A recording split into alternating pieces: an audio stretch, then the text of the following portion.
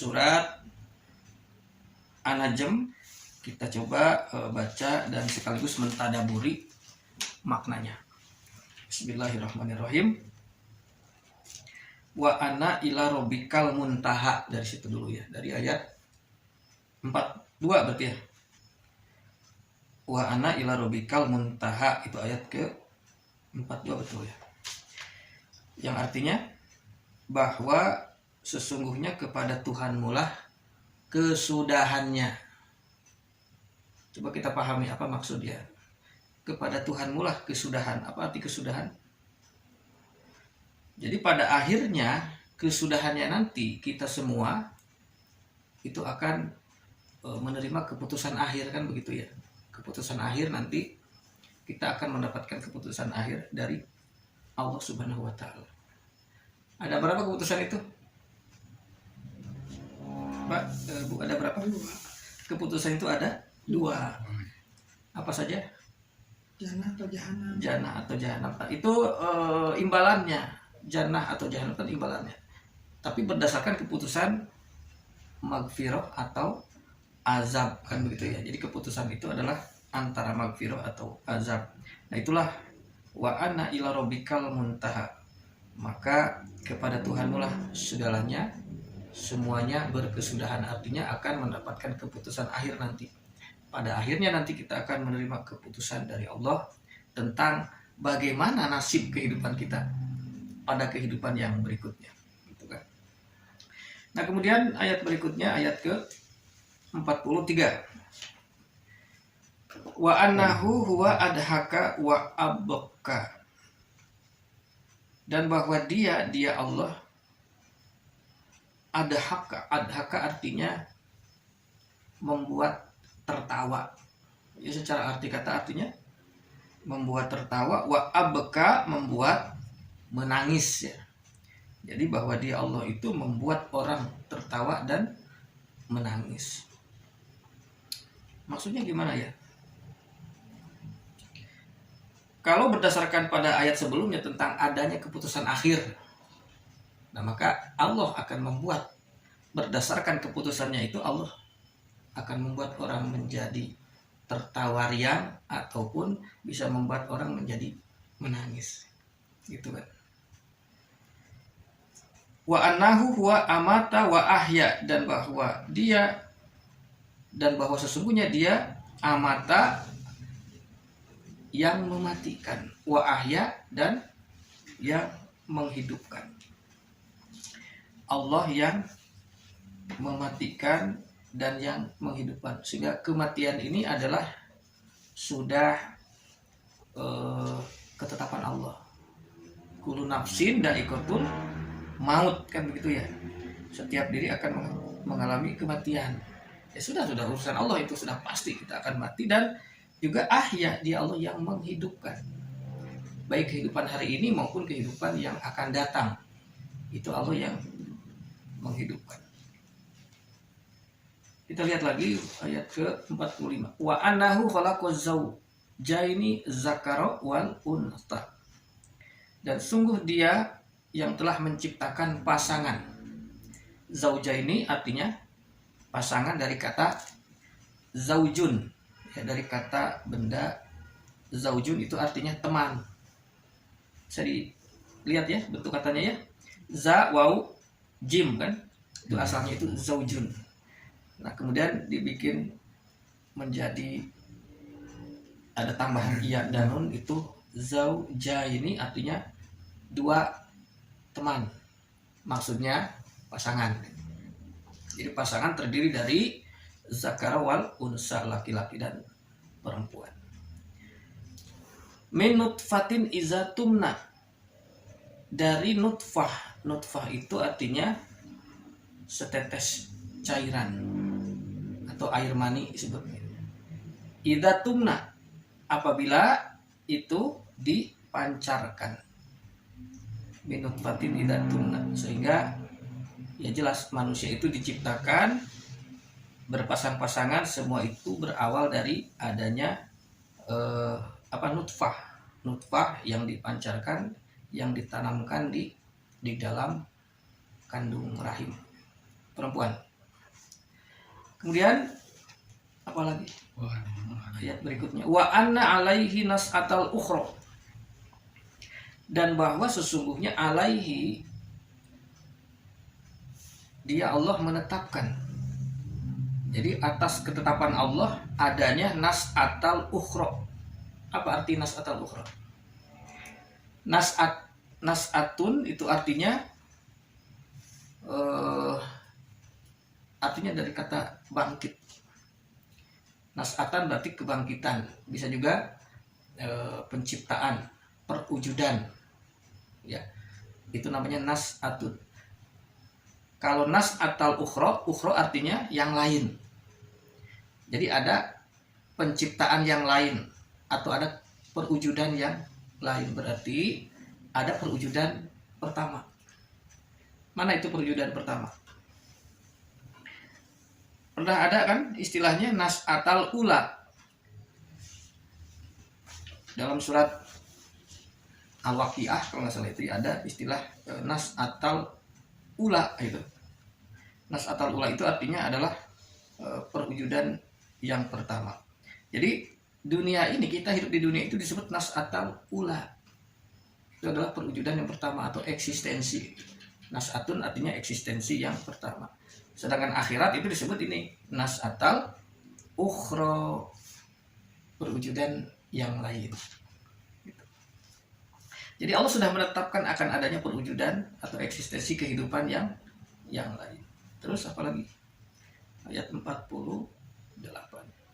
Wa anahu huwa agna wa akna, dan sungguh dia itu agna. Agna artinya memampukan. Ya, dari kata goniun. Goniun itu artinya biasa diartikan kaya, goniun tuh. Tapi bisa juga berarti mampu. Nah, agna itu kata kerja artinya membuat mampu, membikin mampu. Memampukan. Wa akna, akna artinya apa di situ? Akna mencukupkan ya, memberikan kekayaan dan Berikan kekayaan dan kecukupan. Nah, jadi wa annahu wa agna wa akna. Jadi Allah yang dia yang memampukan dan mencukupkan. Kalau berbicara tentang memampukan, manusia itu dibikin oleh Allah punya kemampuan. Ya, nggak punya kemampuan gerak, kemampuan berbuat, kemampuan bertindak apapun. Agna, yang membuat itu mampu siapa? Allah. Kemudian selain itu Allah juga akna. Akna itu memberikan kecukupan. Jadi memberikan kecukupan, segala hal yang dibutuhkan, diperlukan untuk menjalankan kehidupan itu dicukupi. Kan ke sana ya. Jadi itu dari Allah semua. Kemampuan kita untuk hidup, untuk bergerak, berbuat, dan juga segala hal yang memberikan kecukupan kepada kita itu juga dari Allah. Nah, jadi ini berbicara tentang ketergantungan hidup ini kepada Allah, bahwa Quran menegaskan semua ini bergantung kepada Allah. Ya enggak?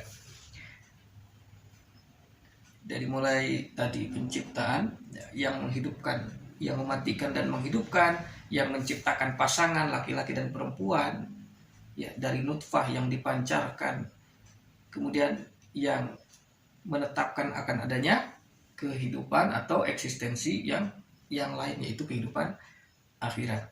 Dan dia Allah yang memampukan dan juga yang memberikan kecukupan. Tentunya ini kepada siapa? Kepada makhluknya, khususnya kepada manusia. Kemudian wa annahu huwa rabbus syi'ra, ayat 49. Dan sungguh dia itu adalah rabbus syi'ra. Apa rabbus syi'ra? Kalau di situ diartikan apa? Rabbus syi'ra.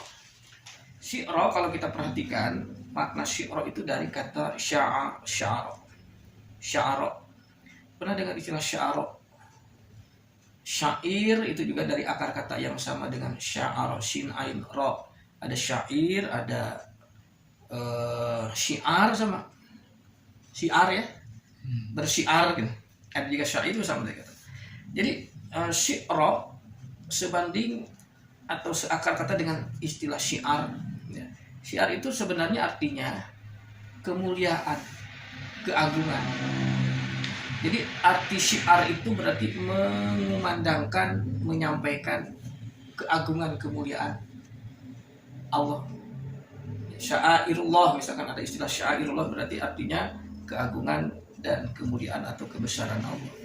Nah, kalau dikatakan wa annahu huwa rabbus syi'ra, syi'ra dalam arti keagungan, kemuliaan, maka Allah itu adalah pemilik kemuliaan.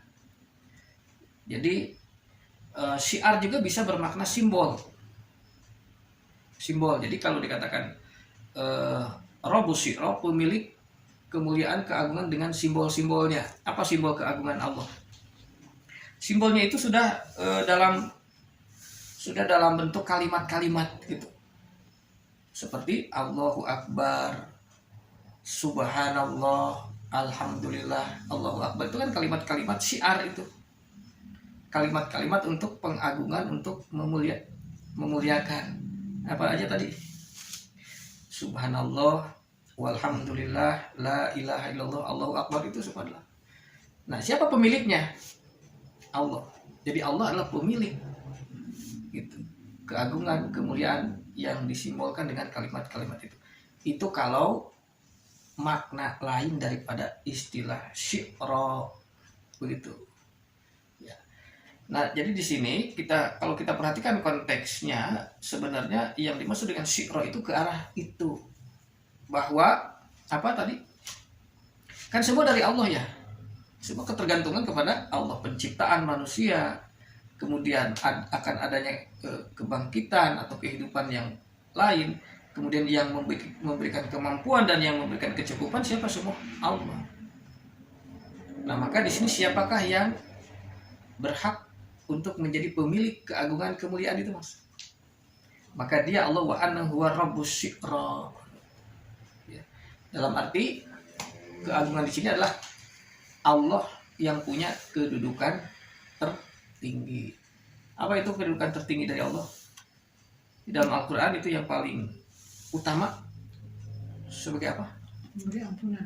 Ya, sebagai pemberi ampunan. Atau kedudukan yang paling utama disebut apa?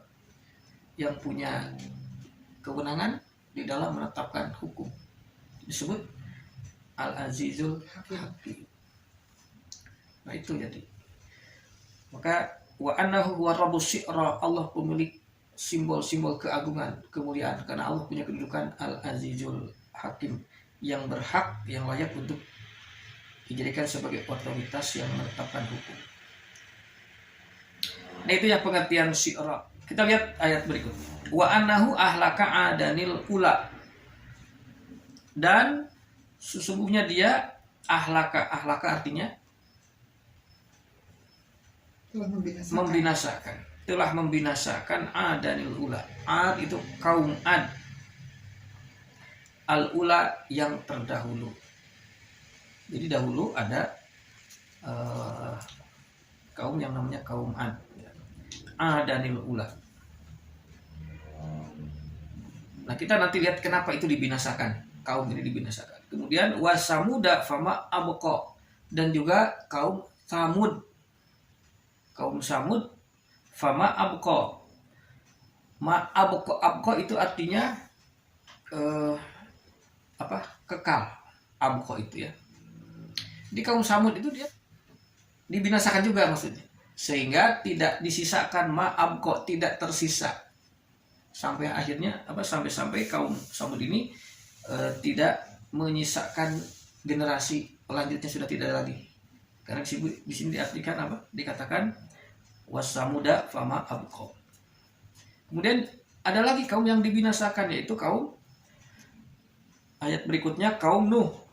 Wa kauman Nuhin, dan kaum Nuh min qablu, sebelumnya. Innahum, sungguh mereka itu, kanu adalah, hum mereka, azlama wa atgha. Kenapa mereka dibinasakan? Ini karena mereka itu adalah kaum yang pertama disebut apa? Azlama. Azlama itu artinya kaum yang demikian zolim, sezolim-zolimnya kaum. Apa arti zolim? Yang dimaksud zolim itu satu sikap yang bebal. Bebal itu artinya udah diberitahu tapi bersikap tidak mau tahu, itu orang zolim. Di dalam bahasa Indonesia kata zolim sudah ada pergeseran makna. Wah, dia mah zolim. Zolim itu kan sudah ke jahat ya kalau di bahasa Indonesia. Gitu. Tapi kalau dalam Al-Quran yang dimaksud zolim itu satu sikap yang tidak bisa diberitahu. Ya, apa istilahnya? Contohnya orang zolim yang pertama itu siapa? Adam. Yang terkenal dengan doanya Robbana zolamna anfusana wa in lam taghfir lana wa tarhamna lanakunanna minal khasirin. Jadi Adam mengaku dirinya, ya Allah, ya Tuhanku, zolamna anfusana, aku telah berlaku zolim atas diriku sendiri. Wa in lam taghfir lana wa tarhamna, apabila engkau tidak mengampuni aku dan tidak merahmatiku, lanakunanna minal khasirin. Dan niscaya kami berdua, karena itu antara Adam dengan Hawa gitu ya, kami berdua akan menjadi orang-orang yang rugi. Jadi Adam sadar benar dengan kezolimannya. Apa kezoliman Adam di mana? Kezoliman Adam itu, Adam sudah diberi perintah dan larangan oleh Allah. Tetapi perintah dan larangan itu tidak diindahkan. Adam sudah tahu nggak dengan perintah larangan? Sudah tahu. Tapi seolah-olah tidak mendengar, tidak mau dengar, atau mengabaikan. Kan Allah mengatakan wala taqrabu hadhihi sajarah fatakuna minaz zalimin. Ada larangan, jangan kamu mendekati pohon itu, maka kamu nanti kalau melakukan hal itu maka kamu termasuk orang yang zalim. Dan juga jangan berdekatan dengan syaitan, innahu lakum aduwwun mubin. Jangan dekat-dekat dengan setan, tapi Adam juga dekat-dekat dengan setan, dengan iblis. Akhirnya kena propaganda iblis, sehingga dari propaganda iblis lah maka Adam mendekati pohon yang dilarang. Bukan hanya mendekati, tapi Adam itu menyentuh. Bukan hanya menyentuh, tapi juga Adam itu memetik buahnya. Bukan hanya memetik, tapi Adam itu memakan. Maka akibat dari makan itu terjadilah kekacauan. Terjadilah Adam dan Hawa itu menjadi hidup menurut hawa nafsunya masing-masing. Lupa dengan apa yang pernah diterapkan, itu berupa aturan-aturan Allah, larangan-larangan Allah, nasihat-nasihat ajaran Allah, itu sudah lupa. Nah, jadi Adam itu melanggar apa yang Allah larang. Jangan dekat-dekat. Adam bukan hanya dekat, malah itu tadi menyentuhnya, memetiknya, memakannya, jadi sudah kebablasan, sudah lupa diri lah begitu ya. Karena mendapatkan apa tadi? Propaganda dari iblis sebagai setan yang pertama. Itu iblis itu adalah setan yang pertama. Nah itu yang dimaksud apa tadi? Zolim gitu ya. Nah jadi kaum Nuh itu termasuk golongan orang yang zolim. Kaum yang zolim itu karena sudah diperingatkan, sudah diberi pelajaran agar bertakwa, tapi mereka tidak mau dengar. Di situ kezoliman. Ya. Nah bukan hanya zolim, ternyata di sini bukan hanya zolim, tetapi wa'atgo. Ya ada tulisan atgo. Atgo itu artinya kelewat batas, melewati batas. Nah ini menjadi alasan Allah mengapa mereka dibinasakan gitu maksudnya. Ya. Wa annahu ahlak, akan dia Allah telah membinasakan Ad, kaum Samud, dan juga kaum Nuh. Nah dikatakan dalam ayat ini innahum kanu, mereka itu semua itu tadi yang disebut azlama wa atgo, berlaku zolim ya. Kalau dolim saja sebenarnya nggak akan dibinasakan kalau zolim saja, tapi ini sudah lebih dari zolim, yaitu wa'atgo, sudah melampaui batas. Nah di mana letak melampaui batas? Melampaui batasnya karena ini sudah ini adalah kaum yang menghadang dakwah para nabi. Jadi kalau mereka mau dikasih tahu, diberi peringatan dan tidak mau tahu dengan peringatan itu sudah masuknya zolim. Tapi mereka lebih dari itu ternyata menghadang, menghalang-halangi, bahkan berniat untuk menyingkirkan dakwahnya para nabi. Yang dakwah itu siapa? Sebenarnya kan yang dakwah Allah gitu. Jadi mereka berhadapan dengan rencana Allah. Ini rencana Tuhan untuk manusia, agar manusia selain Allah itu memberikan kehidupan, memberikan kemampuan, memberikan kecukupan, juga Allah mau menyempurnakan penciptaan manusia dengan itu kan, dengan pelajaran, dengan ajaran. Nah, ini para pembawa risalah Allahnya malah mereka usir-usir, malah mereka hendak untuk menghukumnya, malah hendak untuk membunuhnya. Itu yang dimaksud dengan sudah melampaui batas. Kalau sekedar kufur, menolak, mengingkari, yaitu hak manusia dari Allah. Nah, itu di mana letak melampaui batasnya di mana gitu ya. Jadi karena mereka sudah kelewat batas, sudah melanggar aturan main lah gitu. Aturan mainnya dari Allah kan imma syakiron wa imma kafuron. Yang mau bersyukur, beriman silahkan, yang mau kufur juga silahkan. Ya enggak, faman sya'afal yakfur wa man sya'afal yu'min gitu kan. Siapa yang mau memilih iman silahkan, siapa yang memilih kufur juga silahkan. Kalau memilih kufur berarti itulah zolim. Ya enggak, saya nggak mau zolim, dikasih tahu tetap nggak mau tahu. Tapi ini adalah atgo, sudah melampaui batas-batas ketentuan Allah. Nah, itu mengapa mereka binasakan. Ya, alasan pembinasaannya itu. Karena ketika dakwah para nabi itu dihadang, ini dakwah ini, informasi ini hak untuk seluruh manusia. Terhalangi enggak? Terhalangi. Begitu. Jadi sama dengan itu adalah sudah menghalang-halangi rencana Allah sendiri. Itulah letak melampaui batasnya gitu. Kemudian ada lagi wal mu'tafikata ahwa, ayat ke-53. Wal mu'tafikata ahwa. Perhatikan kata mu'tafikah. Mu'tafikah itu artinya dari kata ifkun. Bisa dilihat ya hurufnya. Itu akar katanya dari alif, fa, kaf. Ada alifnya, ada hamzah ada di situ. Di atas huruf waw itu ada hamzah, itu hamzah. Nah, itu alif. Ifkun itu artinya dusta. Bohong, dusta. Nah, mu'tafikun itu kata pelaku, mu'tafik itu artinya yang buat dusta, yang buat kebohongan, itu arti.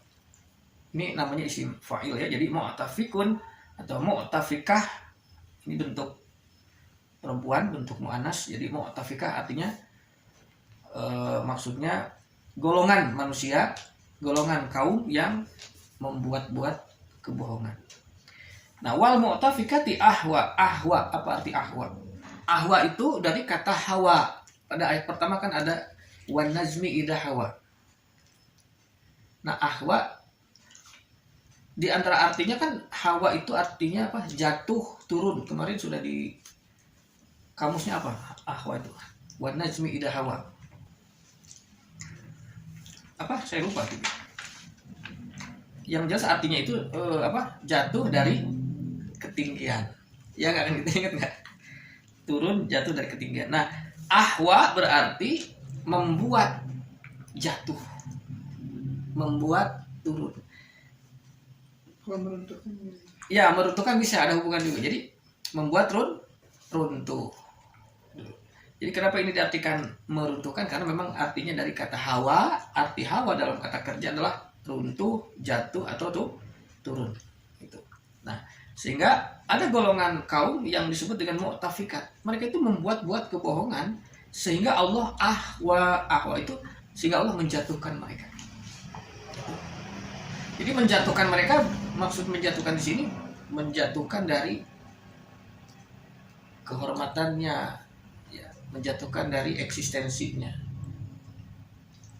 dari kedudukannya. Ya, kalau dia punya kedudukan maka dia jatuh dari kedudukan itu. Nah, jadi ini masih umum sifatnya. Jadi maksud golongan yang melakukan kebohongan apa? Kenapa mereka dijatuhkan oleh Allah? Kalau kebohongan biasa nggak ada masalah, kan itu hak ya. Orang mau jahat, mau baik kan itu diberi hak hidup oleh Allah di dunia. Ini kenapa Allah sampai menjatuhkan ini? Kebohongan ini diarahkan kepada syiar tadi, kepada dakwah para nabi. Gitu. Jadi para nabi ini mereka fitnah, mereka tuduh dengan kebohongan mereka itu sebenarnya mu'tafikah. Gitu. Nah maka karena itu, ya karena mereka membuat fitnah, tuduhan macam-macam terhadap dakwah, menghalangi dakwah gitu. Ya jelas menghalangi rencana Allah. Kan kalau mau kufur silahkan. Ini pesan peringatan harus sampai kepada seluruh manusia. Tapi kalau sudah memfitnah, nah, mu'tafikah namanya. Jadi golongan yang membuat-buat ifkun, membuat-buat kebohongan. Maka itu Allah jatuhkan.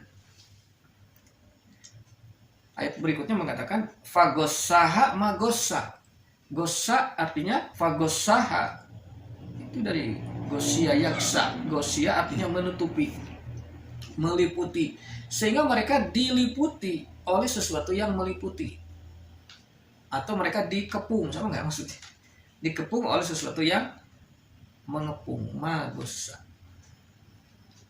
Entah apa itu, ya apapun itu, pokoknya yang jelas golongan ini dijatuhkan oleh Allah, maka dia telah diliputi, dikepung oleh berbagai hal yang mengepung. Kan bisa dikepung oleh persoalan-persoalan ya enggak? Kalau dia punya kedudukan misalkan nih, maka dia bisa jatuh dengan kedudukannya itu karena dikepung, diliputi oleh berbagai persoalan-persoalan yang menimpa dirinya. Jatuh nggak dia? Jatuh. Nah itu kan secara makna umumnya begitu, ya. Contohnya siapa? Ya, contohnya Fir'aun. Fir'aun mu'tafikah enggak? Mu'tafikah tadi yang membuat-buat dusta. Jadi Fir'aun itu juga termasuk sosok yang membuat-buat dusta, kebohongan terhadap dakwahnya Musa. Gitu. Bahwa Musa ini sebenarnya ada kepentingan, ingin menjatuhkan kekuasaan dan macam-macam dan itu tuduhan-tuduhan. Itu mu'tafikah. Nah karena ini berarti sudah menghadang, karena dakwah ini kan Allah yang dakwah. Berarti Fir'aun berhadapan dengan rencana Allah, rencana Tuhannya sendiri, rencana penciptanya sendiri. Maka dia dijatuhkan. Nah contohnya Fir'aun itu dijatuhkan kekuasaannya. Iya enggak? Nah itu contoh. Jadi ini artinya sangat umum sekali. Artinya siapapun ya, pihak-pihak atau kaum golongan yang menghadang dakwah para nabi, maka itu berarti akan berhadapan dengan tindakan hukum dari Allah Subhanahu wa taala. Tapi kalau dia dengan dakwah itu memilih, saya mah mau